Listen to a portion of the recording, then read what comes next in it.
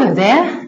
Welcome once again to part of our communications session, and our communications session talks also about effective presentation skills.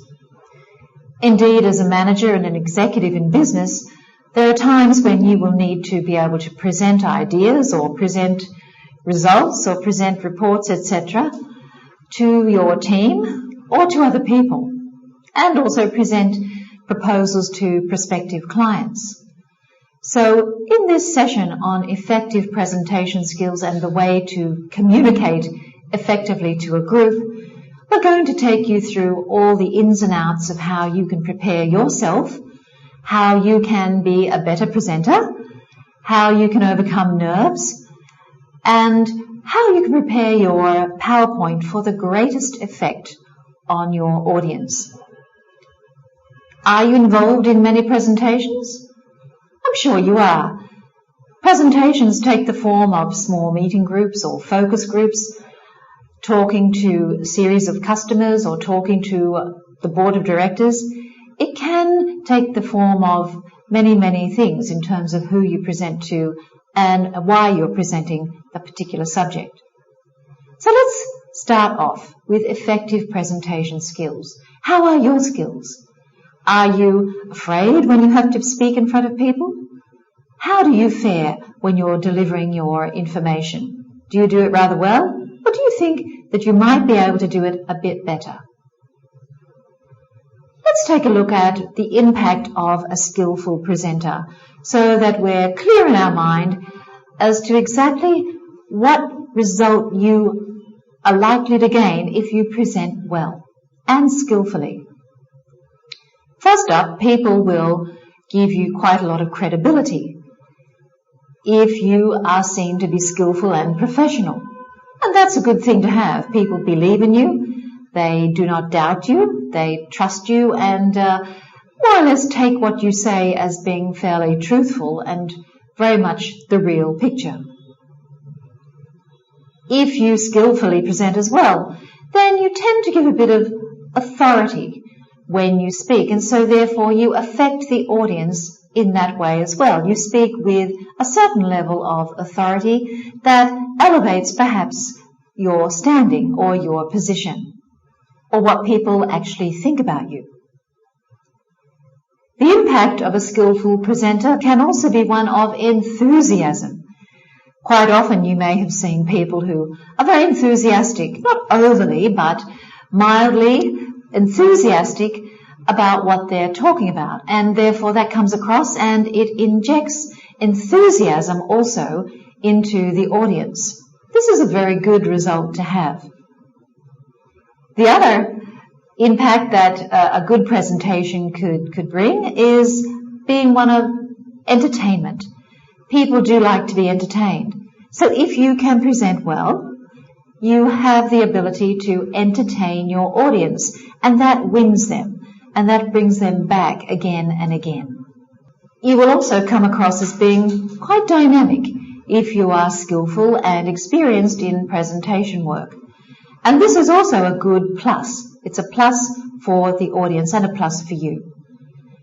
And finally, you may come across as being quite exciting, and therefore people want to come and listen to you more and more. The next time that you're in town or the next time you have to prepare something for that particular client, people will come because they know that you give exciting presentations.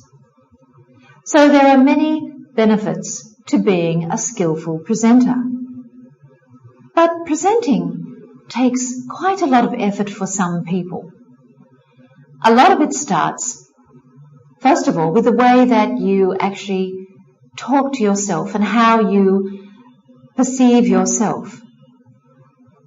Your thoughts and your feelings, all the thoughts and the feelings that there are inside of you as you begin to present, come out in your actions and behaviors. This is something to be very mindful of when you do indeed present anything.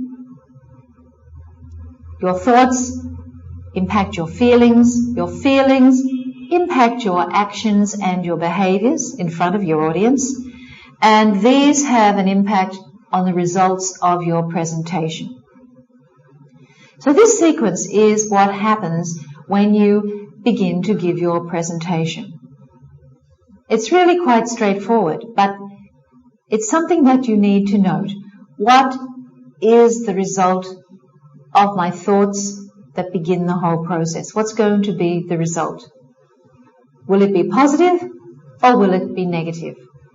Will I come away with a great feeling and my audience comes away with a great feeling? Or am I going to come away with a negative feeling that I could have done better? And my audience may go away thinking, that wasn't so crash hot, that wasn't really very exciting or informative. So this is the beginning process, and it starts with you.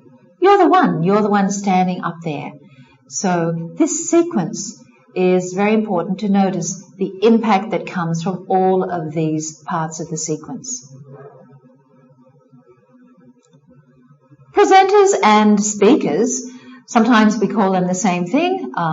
Sometimes presenting is in a more informal situation and speaking is in a more formal environment, perhaps to a larger group of people.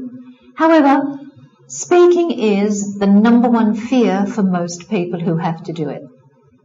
It's something that they really do not look forward to. And most speakers are really made from the experiences and the practice they've had in speaking, rather than being born that way.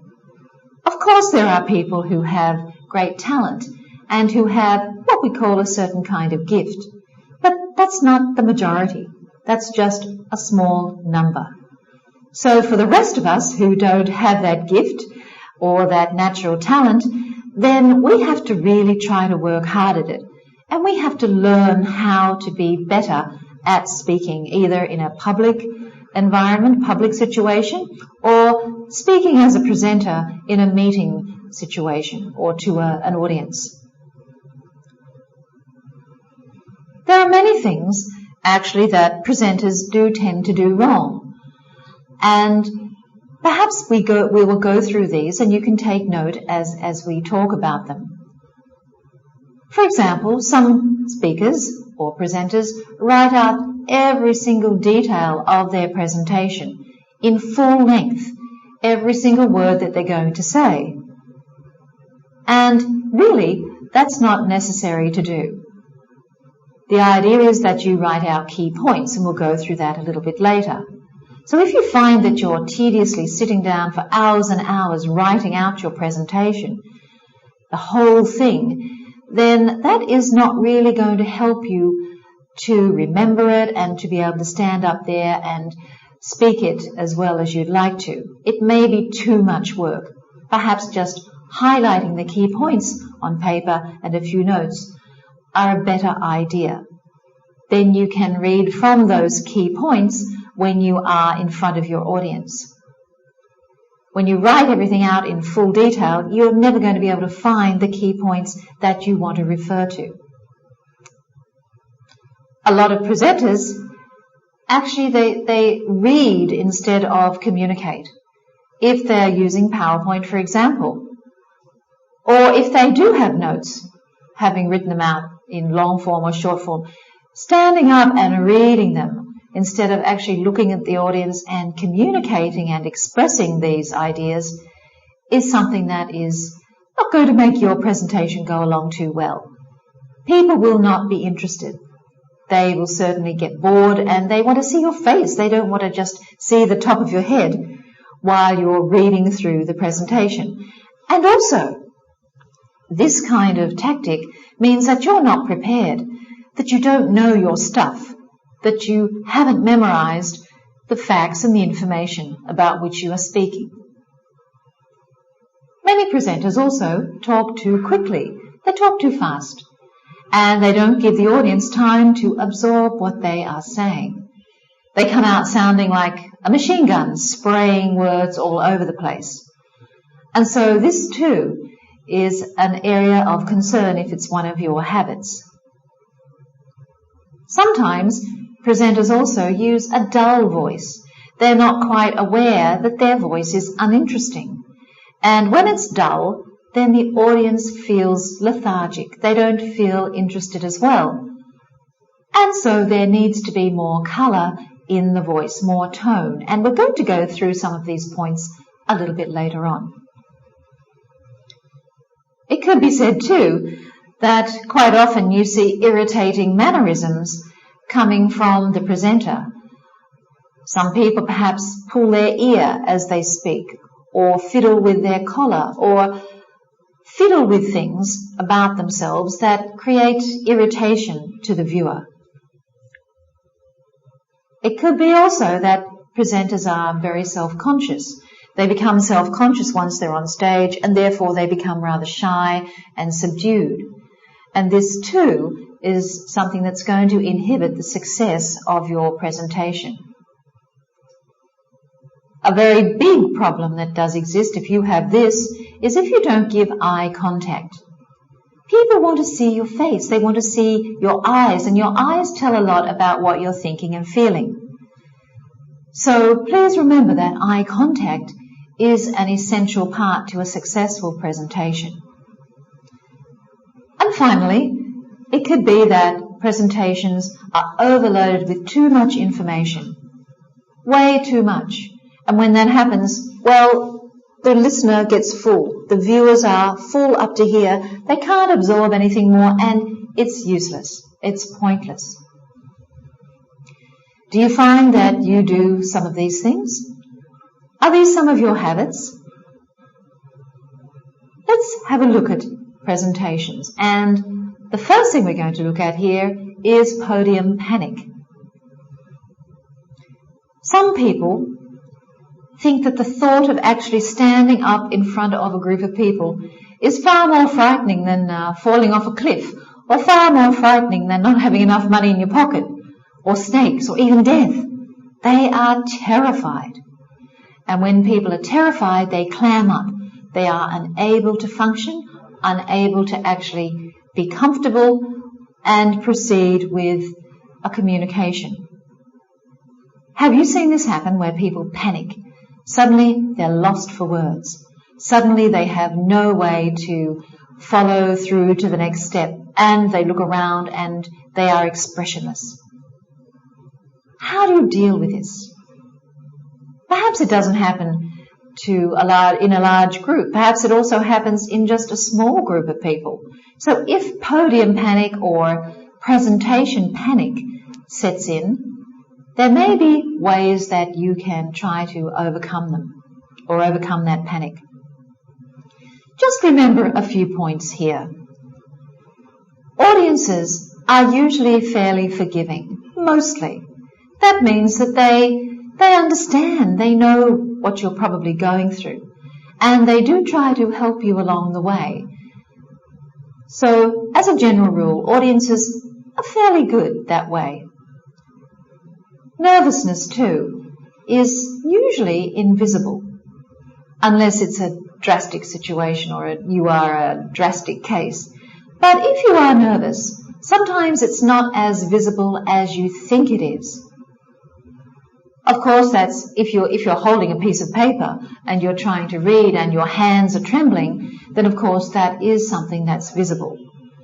So one thing you can do there is put that paper down on a desk or on the podium, on the lectern, on the podium. Dealing with podium panic? Another thing you can do is just to be yourself and be in your comfort zone. Start off with how you are feeling comfortable. If it's comfortable that you open up with a very small remark about something that happened to you on the way to the presentation, then start that way, if that relaxes you, if that makes you feel comfortable.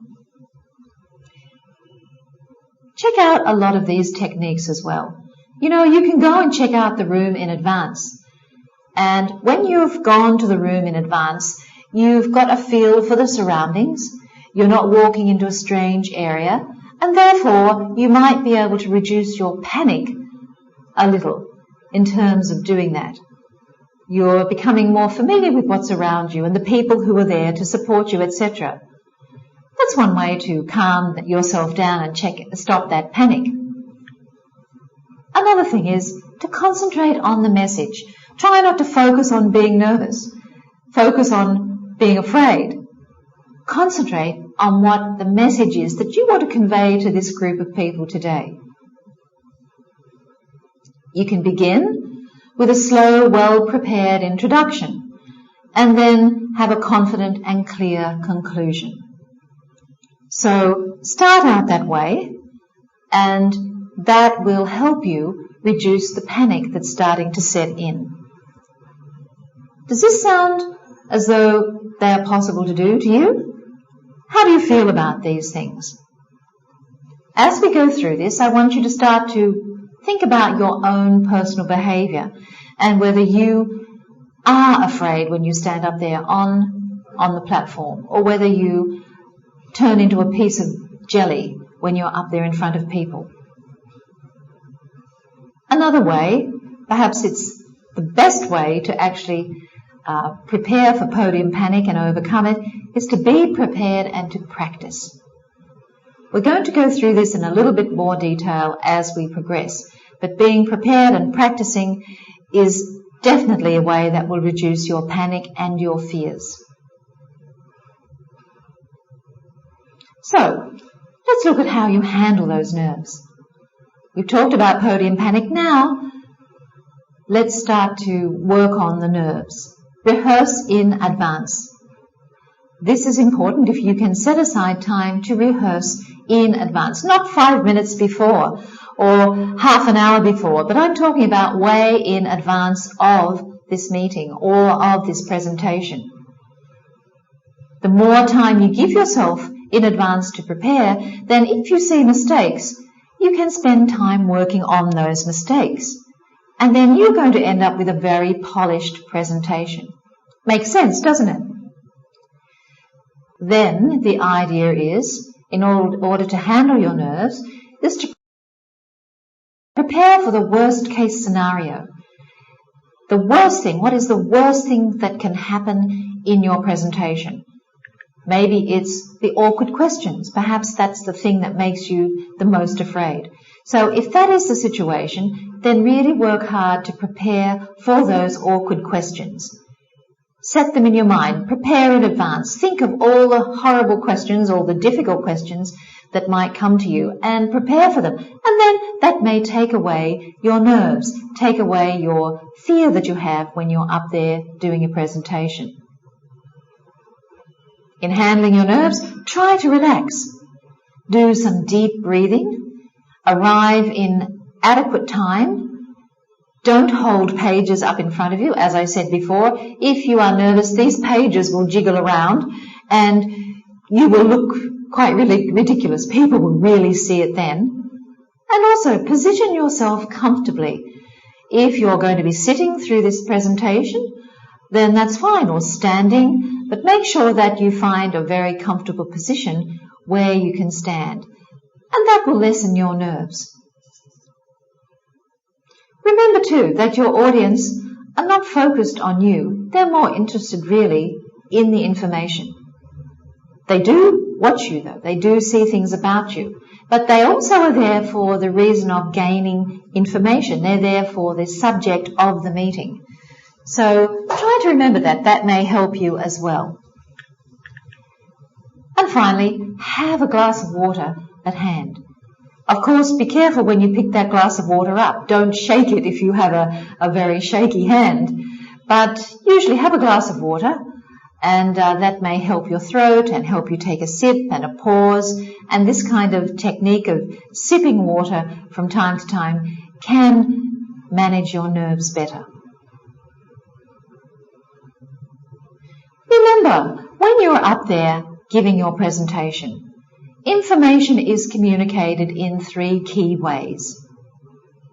It's communicated visually, through your body language, through your facial expressions, through the way that you stand, the way that you look at your audience, and that accounts for the major part of the impact of communication.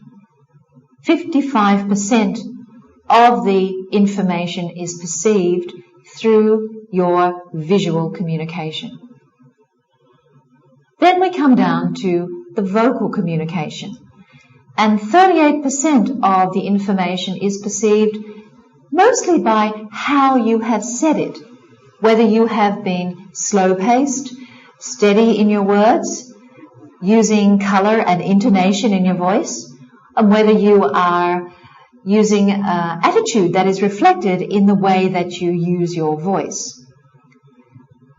Whether you're using sounds that are making the audience feel comfortable and warm, the way you actually speak. All of these vocal communication skills account for 38% of the information being received. And finally, the actual content, the verbal communication that you have, 7% of that is the impact of your verbal communication, 7%.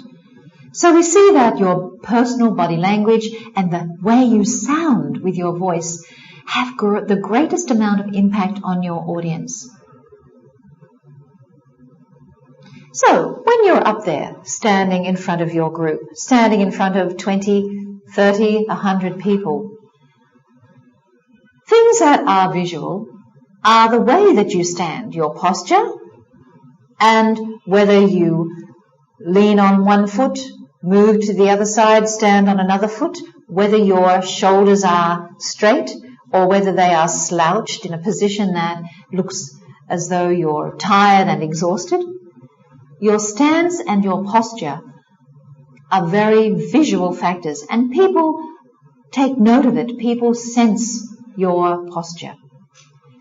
They also look at your body movement. They look at how you move from the one side of the room to the other, which you should do slowly. They look at how you walk to the podium. They look at how you sit and stand and move your papers. These are all visual factors that they take note of. Next up, they look at the way you use your hands. They look at these things, your hands and your gestures, how you hold your arms, where you actually put your hands.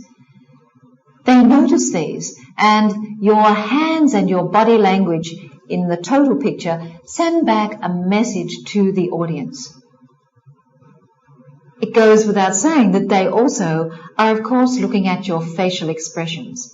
The face is where we actually put our gaze first. When we meet somebody, we always come to the face mostly. And so that means your facial expressions are important. You don't need to walk up to the podium or to the front of the room with a scowl or a frown on your face, because that will send out the wrong message. Your eye contact as well. Remember to gaze at the audience, not stare at them 100% of the time, but shift your gaze around the room from place to place, person to person, and start looking at somebody that perhaps you're comfortable with first, or maybe it's somebody you know. So center your gaze there and then move it around and share it with your audience as best you can. So all of these factors are the visual part of your communication and your presentation skills. The benefits of good body language, of good visual presentation, in terms of the way you move your body, is that it creates credibility for you. You feel good if you walk up to that area and you feel confident with the way that you're standing and the way that you walk and speak, etc., then you gain credibility. You look professional and you get the feeling that you are. You can gain and hold the attention of the audience through very good body language. You can be very powerful, and indeed I'm sure you have seen speakers in history who have been very powerful purely because of their particular body language. They have held the attention of their audience and nobody has said a word. They just concentrated on the speaker. Having good body language also reduces your nervousness because you're increasing your confidence. It supports also what is being said. Your body language and the information that you're imparting to your audience, well, one supports the other. The body language supports the actual content of your presentation. And finally, good body language minimizes distractions to the participants in the audience. That means that they are focused on you. They are not looking away. They are not looking at what you're shuffling about with your feet or what you're doing with your fingers, etc. So good body language has very great and powerful benefits. Some no-nos, things not to do with body language. Really try not to lean on things. You have posture, you have a body, stand up straight and support yourself.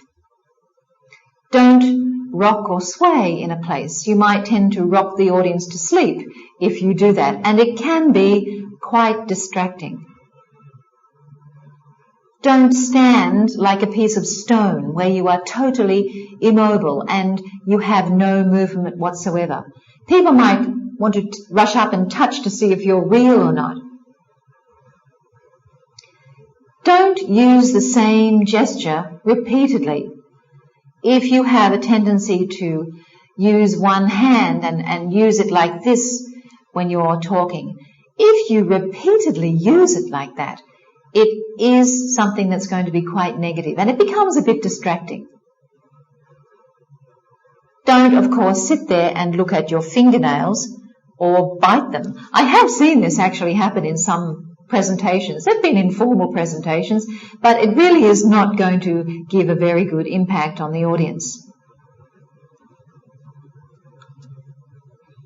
Some other no-nos that are general and perhaps you need to take note of is don't really cross your arms in front of your chest when you're in front of a group. It tends to be a rather aggressive kind of stance.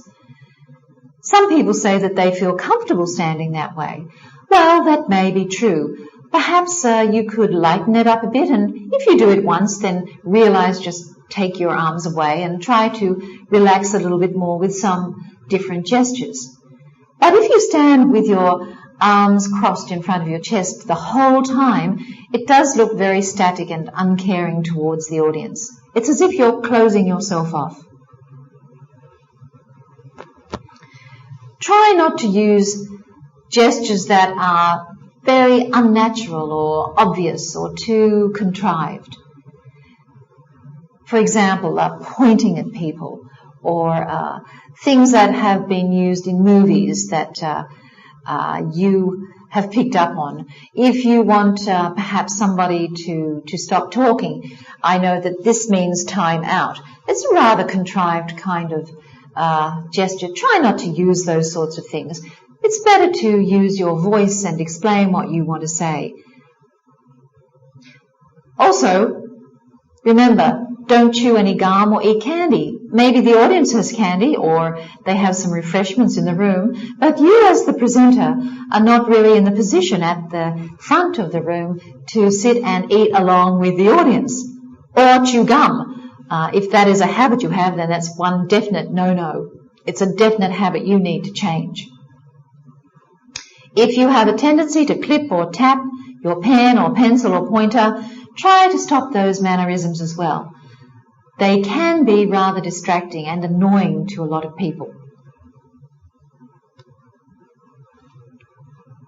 And finally, the last set of no-nos in our body language part is don't lean into the microphone. If the microphone is there and you're leaning in like this, you should really have the microphone prepared and checked beforehand so as it's at a comfortable distance from you and so that you know that you are being heard and you've tested it before.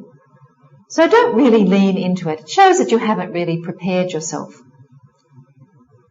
If you do have a lot of notes, don't shuffle them unnecessarily. You have to minimize the amount of paper you have in front of you, and you have to sort it out so it's all in order. If you're shuffling your notes all the time, perhaps it's a sign of your eccentricity, I'm not sure, but really it means that you get lost and you're not really prepared. Up there on the podium, don't fiddle about with your clothing or your buttons or your collar or your tie or, adjust things as you're in front of the audience. You should do that beforehand in the dressing room or in the ladies or the gents. That's something you need to be careful of too. Naturally, you might do it, but don't do it in front of everybody. Do it way before you actually get up in front of your audience. This is one I have seen done, cracking knuckles. I have seen presenters crack knuckles, so I entered it into this program. Please don't crack your knuckles. I know, and I've worked in Asia a long time, that cracking knuckles is quite a natural thing for some people to do, and doing it though in front of an audience is just a little bit disconcerting. And so is jangling keys in your pocket. If you've got keys in your pocket, just take them out, or don't put your hands in your pockets anyway. So here we have some general no-nos about body language. One thing I would like to say, though, is do try to be natural. You have here a very long list of things not to do, but it is important that you convey your personality as well. And sometimes your personality may mean that you move your hands around a little bit, or you like to move your head to the side, or you have some tendencies in the way you present yourself. Just try to moderate things if you can. Don't be extreme. If you're up there in front of people and you are extreme, then they will perceive you as even more extreme. So moderate those behaviors that you have, which are part of you, and see how you can go from there. One thing we can say about eye contact, which is a very important part of your body language, is always keep your audience within your sight. Never really take your gaze off the audience if that is possible. You may have to refer to something on the table from time to time, but mostly never really let your audience out of your sight during the presentation. It keeps your mind in focus. It keeps you in the place that you are. It keeps you mindful of the fact that you are speaking to a group of people. When you are looking your audience in the eye, it makes them feel that they are influencing what you say. So they feel important. They feel drawn into the conversation. So you're looking at them, they're looking at you, and you feel suddenly there is a connection. Eye contact also makes the presentation seem like it's a conversation as well. If you're looking at people, then they feel that they're much more involved and that they're part of the conversation. Now we switch to vocal factors. And this is where your voice comes into play. What do you think about your voice, by the way? Do you speak in a monotone? Do you speak rather loudly? Is that a natural tendency you have? Do you speak quickly? Are you a fast speaker, or do you tend to speak in a moderate fashion? All of these things are quite important when we're talking about voice. And volume is certainly one of the important things you need to look at. If you speak too softly, no one is going to hear you. So you do need to have a reasonable volume to your voice. The rate, you need to keep it at an even pace. Sometimes when things get a bit excited, you may race a little bit, but you do need to come back to a more moderate pace so that people are not lost from your conversation. Inflection as well. Inflection, this is how you actually moderate the way that you speak, whether your voice is up or down, whether you're a monotone or full of tones, whether you have various tones in your voice, so there is colour. And also, do you use pausing and fillers? Pausing, having silence, is also a very good tool to use when you're giving presentations. So we have a lot of factors that are attached to your voice. Your voice has to be understood. It must be able to be understood. You cannot mumble. You cannot cloud your voice. You have to articulate very clearly.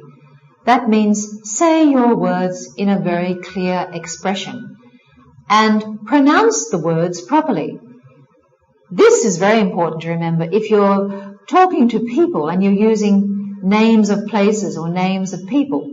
You must know how to pronounce all of these things very, very carefully and correctly. When you're using your voice, remember, use pausing and think of also the expressions that you're going to come out with. Are they the standard stock expressions? Do they sound a little bit corny? Do they sound contrived? Be careful too that the level of grammar that you are using is correct. It's a good level. Make sure that your grammar is correct when you are speaking to your audience. And vary your voice. Vary the rate. Sometimes you may speak a little bit quicker than at other times. This adds character. This adds an interest into your voice and the way you are saying things. And we also talked about volume, pitch or tone, and emphasis. Sometimes you may need to emphasize things, just as I am showing you here. And therefore, you may slow down a little bit and break things up so as you emphasize certain parts of a word or certain parts of a sentence. So your voice, it's a very important part of your vocal ability. We talked about nerves in the beginning of this program, and I'd just like to add a few more things about nerves and about your fear. Nerves and fear, are they the same thing? Well, sometimes people might say that fear is a little bit deeper. Everyone is actually afraid of something or another.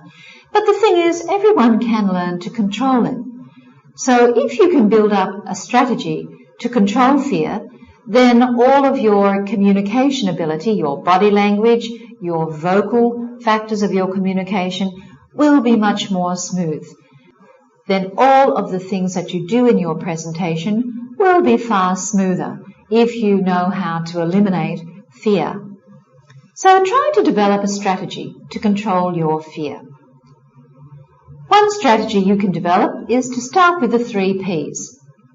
If you follow this strategy, then you are going to have no fear whatsoever because you're going to feel on top of the world when you present. So the idea with the 3 Ps is to plan your presentation, practice your presentation, and prepare yourself. This is why presenting is not really something you can do 5 minutes beforehand. Some people, as I say, have a natural gift for that, but most people do not. So therefore, plan, practice, and prepare yourself. If you follow this strategy, you are going to eliminate that fear that stands beside us when we're having to give presentations. So plan it, and plan it well. Do not wing it, we say. Do not think you know it all and just get in there and try to do your best with what you've got up here. That may work sometimes. However, the more you plan and prepare your presentation, the better you're going to be when you give it. So create an outline and consider your introduction. Consider the body of your subject and the conclusion. Consider how to get attention, how to express the purpose of your presentation. And think of the body in terms of all your main ideas. And later in your conclusion, restate those key ideas as you sum up and as you close your presentation. So planning is important. Practice your presentation. Once you've planned it, once you've got it in place, practice, practice, practice. Spend an hour for every 2 minutes of speaking to practice your presentation. You may think that is outrageous and too extreme. But actually, if you are starting off in presenting things, then it's really a good habit to get into, to really practice well. And the more you practice, do you know what happens? The more you begin to remember. And when you remember things, then you don't need to use notes so much, and you have more confidence when you speak. So really, practice, practice, practice is going to help you eliminate fear and be a great presenter. Practice also means to include planning as well. As you are practicing, include your planning for the next step along the way. And prepare yourself. Arrive early. Don't be late. Always be there ahead of time. Depending on your experience, you can gauge how much time you should be there ahead of the audience. But I would think it could be up to an hour before, or half an hour before, or 20 minutes before. If you cut it very close to the time that the presentation is going to open, then you may end up with a few problems, unless you are very, very experienced in presenting. Meet as many people too. As you see the audience arriving, meet as many people as you can and make them your friends. Really be kind, be nice, be polite. Don't show your fear. Walk around and network and talk and have that cup of coffee and mingle. This is a very good way to prepare yourself, and you're getting to know who the people are who are out there in the foyer or the lobby and who are going to be your audience in the next half an hour. Meet the person who is introducing you. Normally you might have somebody who can introduce you and talk a little bit about you. So meet them, and that will make you feel a lot better. It will take away some of that fear. Also give them your biodata so they know who you are. They don't have to keep asking, or they don't miss out on some of the important parts of your experience, so to speak. And make sure that they can pronounce your name correctly. If when you're meeting them in the first part of the program before it starts, then you'll be able to understand if they can say your name clearly and correctly or not. This sometimes happens when you're dealing in different cultures, where the subject matter is one where different people from various countries around the world are meeting, or different offices in different regions are meeting. So try to remember that how you pronounce, or how your name is pronounced, is very, very important. The next thing you can do is start to visualize your success. Take 2 or 3 minutes a day to visualize being successful in your presentation. When you are doing your practicing, when you are rehearsing, start to visualize yourself being very effective, being very good up there on the stage. See yourself as being successful and getting through that presentation in a very effective way. Visualize the audience appreciating your effort, visualizing them applauding and really saying that they're very thankful for your talk or your speech. Feel confident, even if you are not confident inside yourself. Start to feel it. If you begin to feel it, and you walk in a confident way, and you sit in a confident way, and you see yourself as being confident, and begin to practice confidently and feel this confidence, then that is going to help you through your presentation and is part of the visualization of success that's going to help you overcome your fear. Remember, the audience wants you to succeed. They don't want you to fail, so they're there with you. They're actually supporting you along the way. So these things, if you start to visualize them and feel them, can really help you overcome that fear that sometimes grips you. Remember, it's not about you. The audience is thinking, what's in it for me? It's not only about you. They are wanting something also from this speech. So focus on what's in it for them. You need to give them something. You need to concentrate on the benefits you are giving them, not on yourself and not on your nerves. Nervousness doesn't show also as much as you feel it. Remember that point. So never really tell the audience that you're feeling nervous.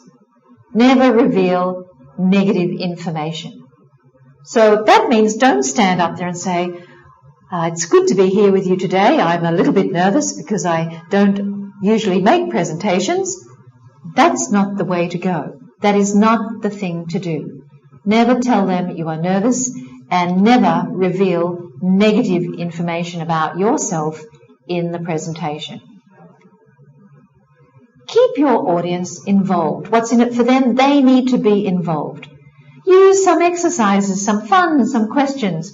Role-playing, for example. If you're having a meeting with your staff, you can bring in role-playing or pair work or pair activities.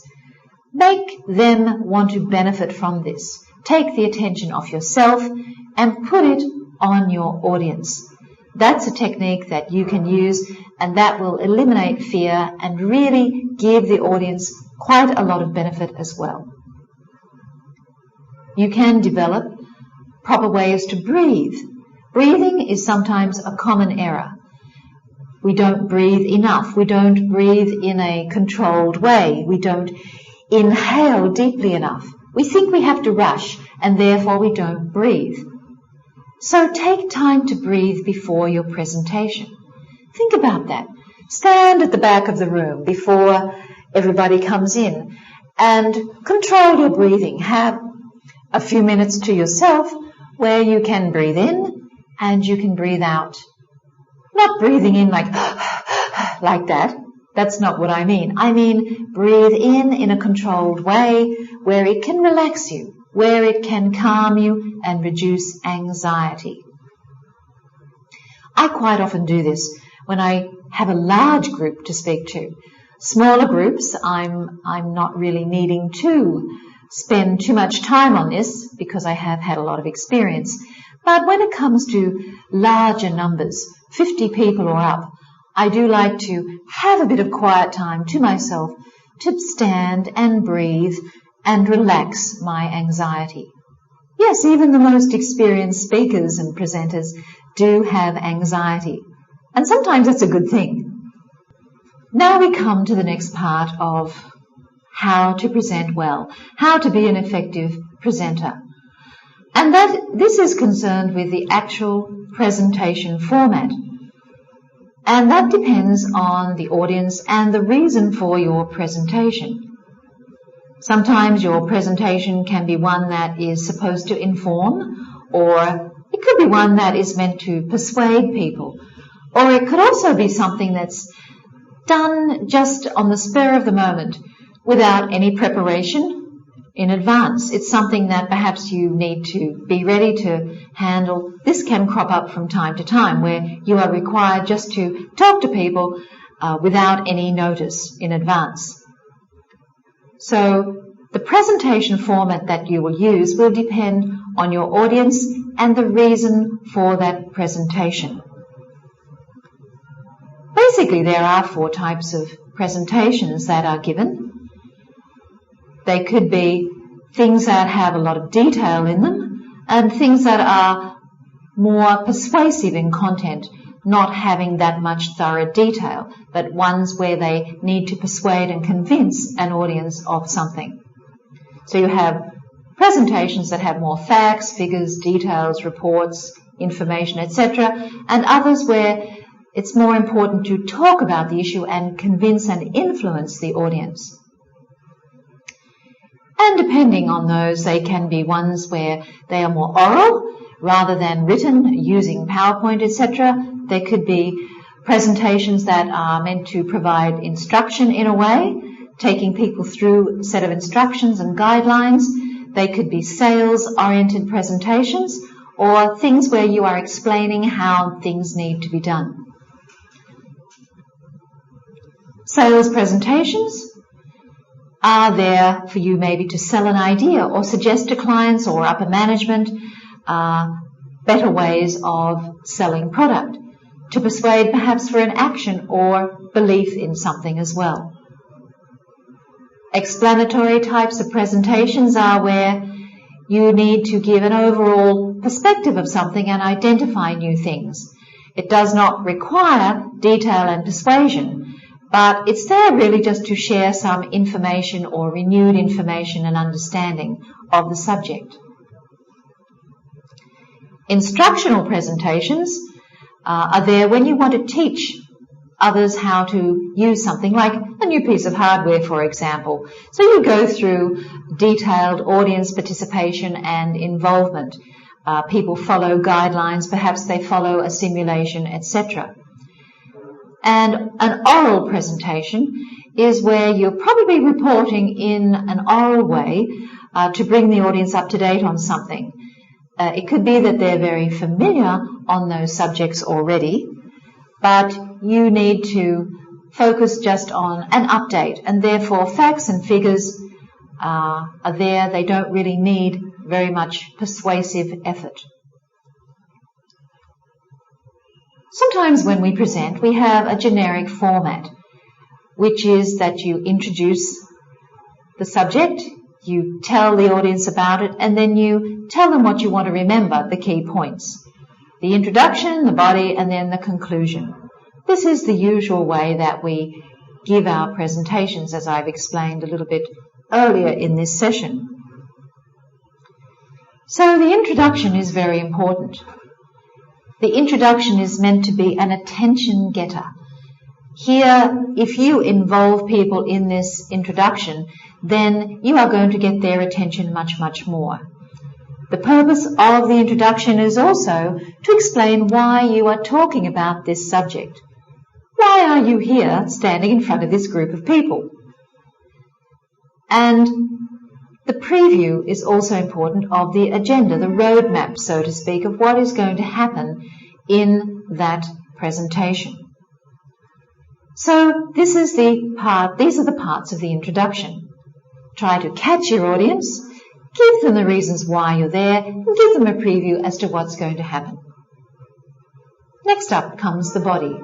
And here you would develop, depending on the intensity of your subject or the length that you're going to be speaking for, here you would develop 2 or 3 main points. Perhaps there are several more points depending on, as I said, your subject matter. And finally we do come to the conclusion, where you review what has been discussed and you summarize key things. Don't make the mistake of repeating almost everything you said in the summary or the conclusion. You need to just look at the key things and highlight them. It's important too that you need a very strong concluding statement. This way you will have the audience going away remembering what has been said. The way you sum up things, the key points you give have to be strong, and you have to leave a strong message at the end for great impact. And also, state what action needs to go from here on. State the desired action that needs to be taken for perhaps the recommendations or things that have been discussed in the presentation to actually be implemented. So remember, you have your introduction, your body, and your conclusion. And they're all very important parts of the format. So let's take a look at your introduction and how are you going to get the attention of your audience. You can get the attention of your audience by many different ways, and it depends on the level of your experience and your skill in this area as to how you go about it. You could open your presentation, your introduction, with a question. That's a certain way to get attention. You could open it up with some dramatic facts or evidence that may make people sit up straight and start to wonder and think and listen to you. You could open your presentation with a set of statistics. Perhaps if you're talking about how to decrease smoking in teenagers, you might open your presentation with a set of statistics about how many teenagers under the age of such and such die every month because of smoking. That's just an example. You may have some anecdotes, some small things that you want to refer to that could be fun, that could be serious. You may want to say some things about yourself in your introduction. A little bit of personal history perhaps. That's not too revealing, but it's something that you might like to reveal. Could be that you want to use testimonials, words from others about certain things to open up your presentation, or a personal story. Perhaps you might have an involved activity where people get up and you have an ice-breaking activity to open your presentation. Ice-breaking activities, are not only meant for opening training sessions. You can have fun with these when you're opening up a presentation, depending on what that presentation is about. You could use analogies, examples of things that have happened that demonstrate the subject matter that you're going to bring up for discussion. Another attention getter definitely is using humour. But be careful here when you do use humour. Make sure that you're using it in the right sense and that it's not going to offend anyone. And make sure that it's funny, by the way. Sometimes people use humour and it falls flat. So in advance, prepare and make sure what you're saying is certainly funny. You might actually open the presentation with a puzzle, a brain teaser, something that gets people thinking and they are completely taken away by the fact that you're doing this and you're catching them immediately.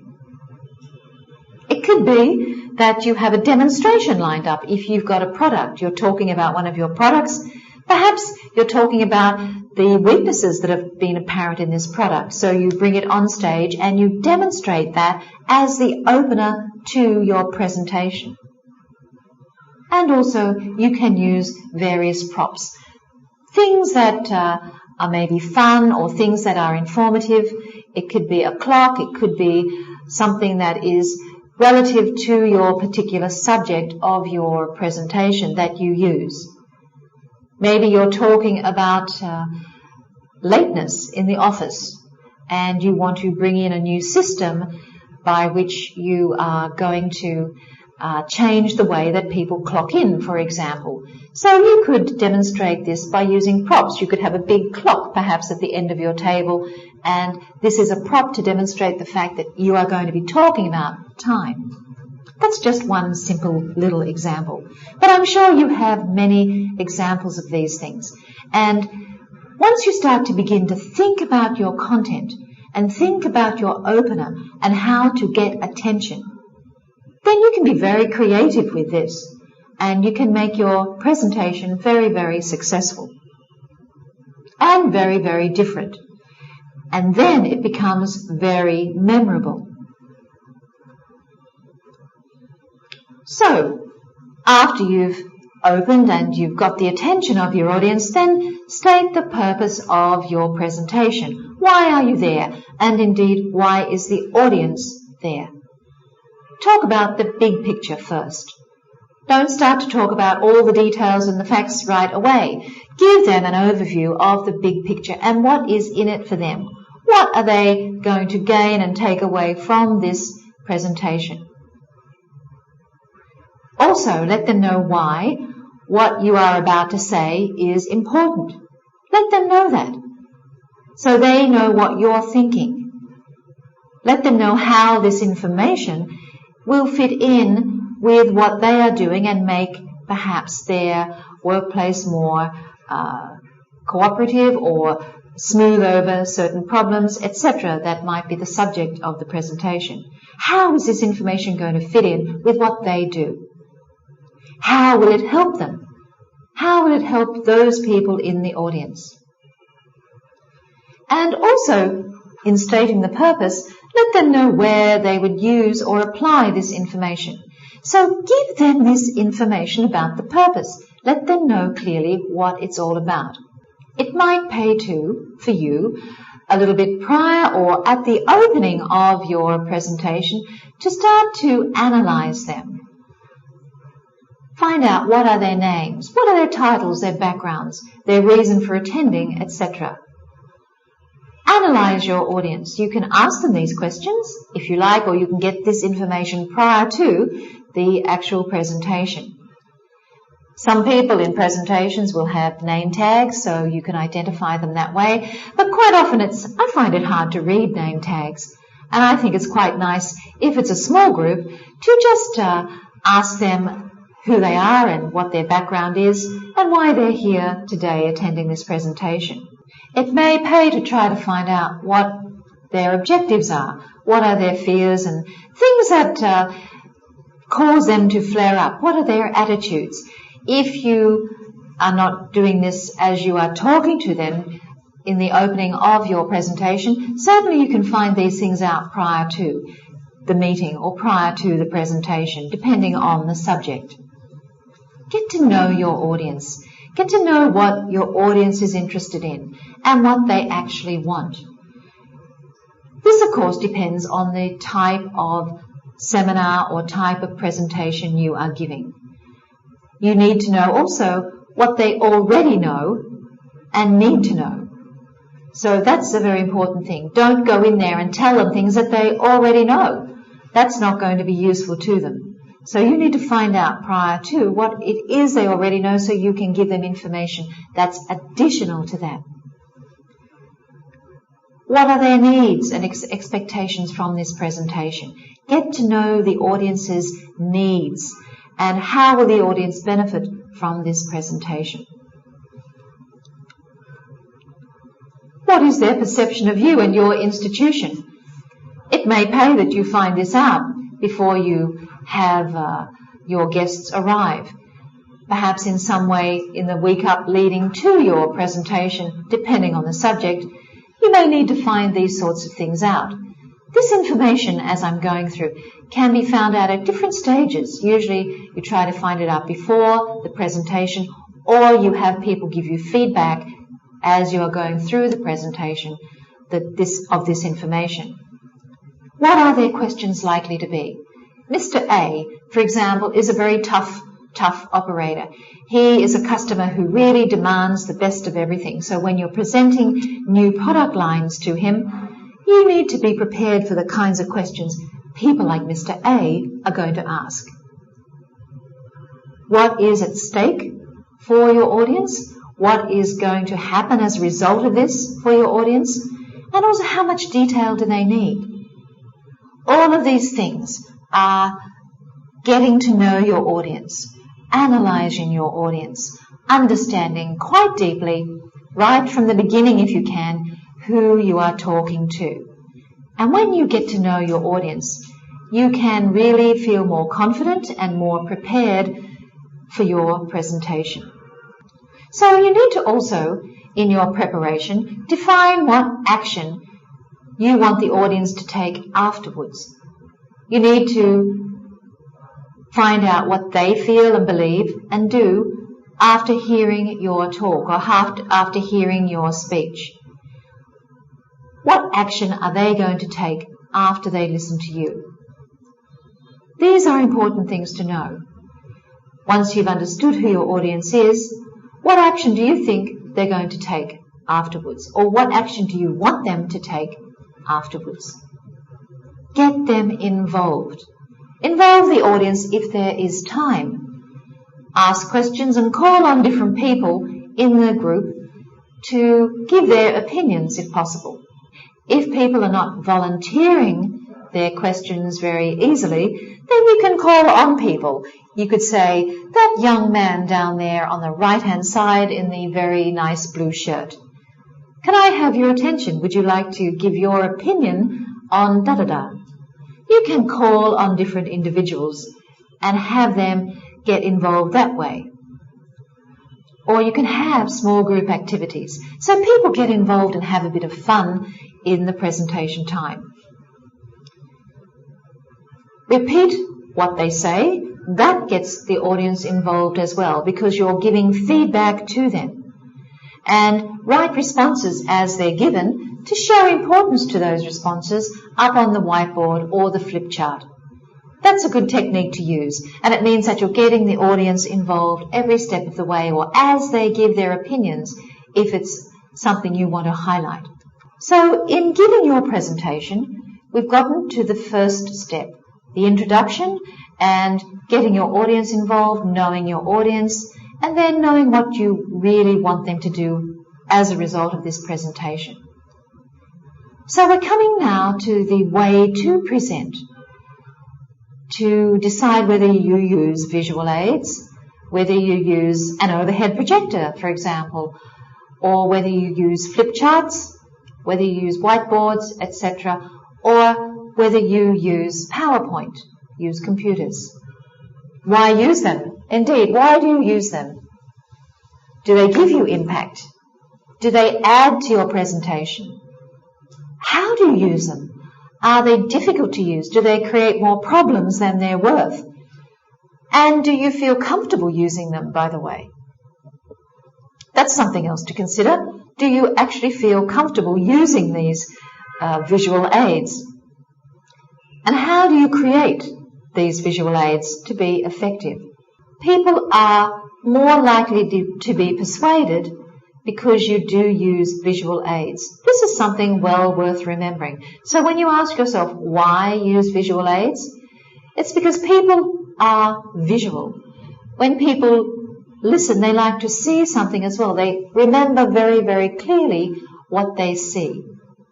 If you send somebody off to a tourist operator, a tourist agent, and in that tour office there are beautiful posters up on a wall, and at the same time that the agent is talking to the person looks around and they see all these beautiful pictures of the countries and the destinations they want to visit.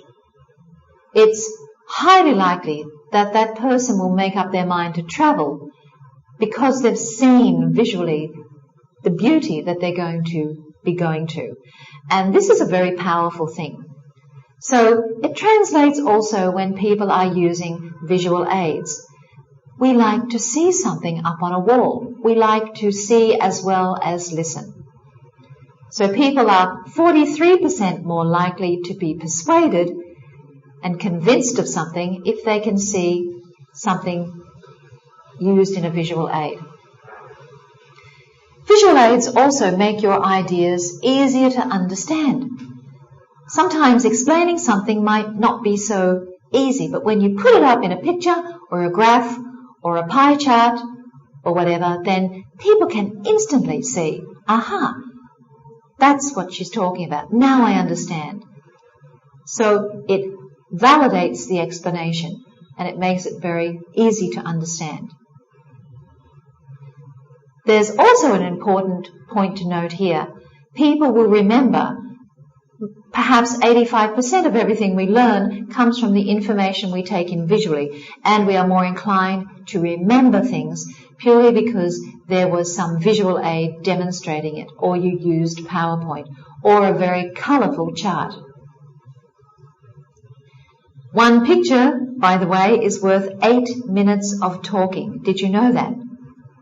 So if you put a chart up or a picture up or a slide in a PowerPoint presentation, it's very colourful and full of graphics or something like that, that is worth 8 minutes of talking at least.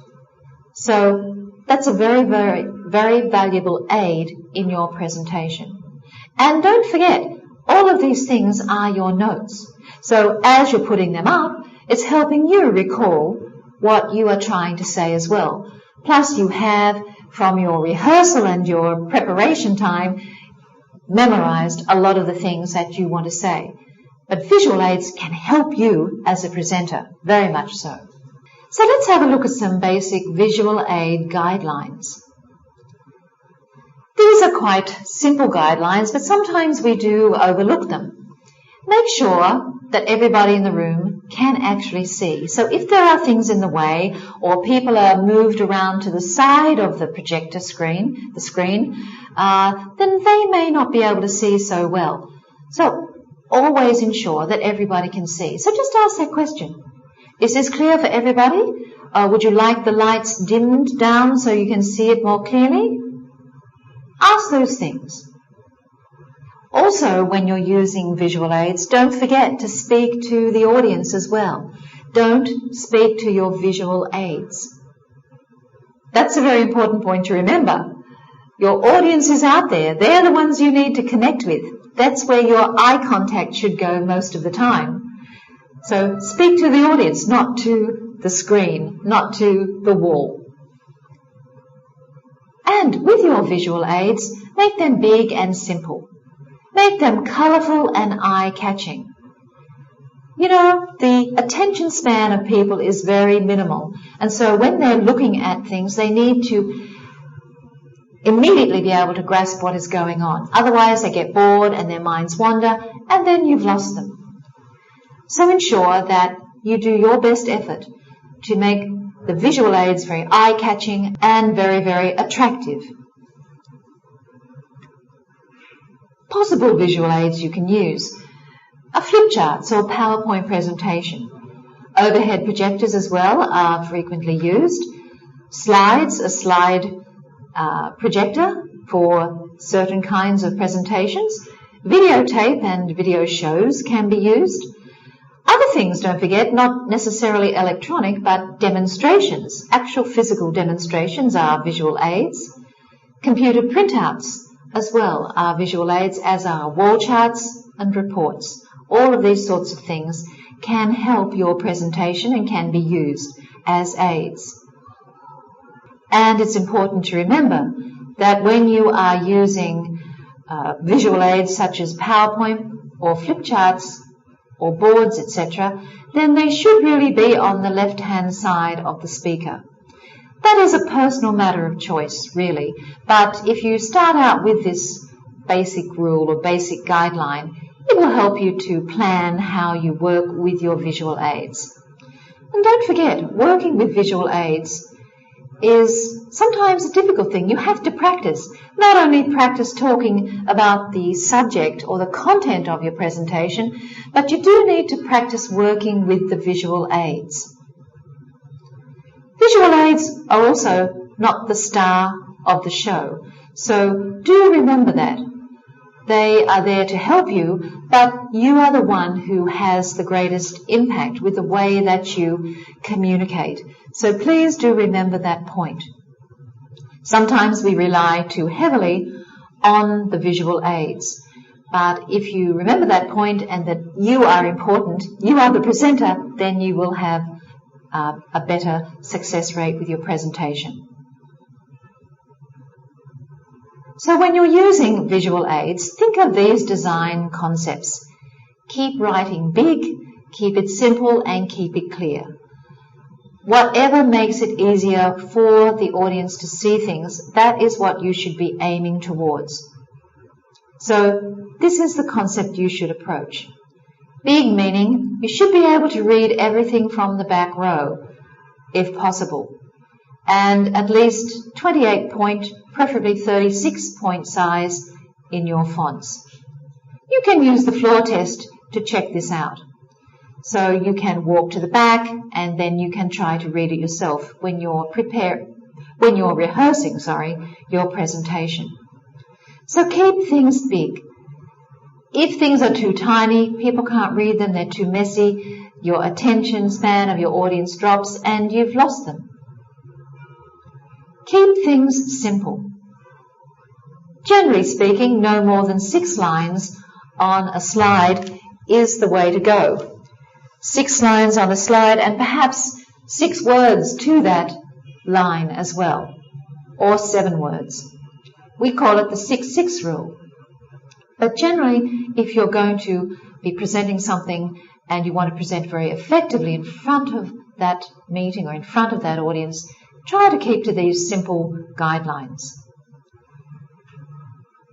The number of slides, well, 1 slide can equal about 2 to 3 minutes.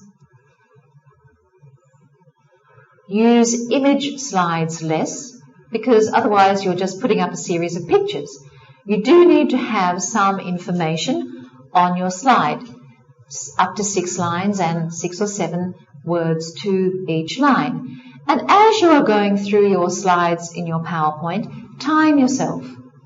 Really time yourself, and then leave time for questions after each slide, just in case people do want to ask a question. I'm not saying that every slide you have to ask questions after, but just remember that you do need to allow a little bit of time when you're timing the whole presentation. There are a few rules we need to follow when we're using text, when we're using the words. So put your talk into speaker notes. Try not to write such wordy notes for yourself. Make sure that you've got clear, concise points there that you can follow. And as I said before, 6 lines per slide, 6 words up to 7 perhaps to a line. Quotations are okay. They're very fine to use, so don't worry about that. Sometimes they can be very powerful, so long as your whole presentation is not overcome by too many quotations. Try not to use full sentences. Try to make your text in point format.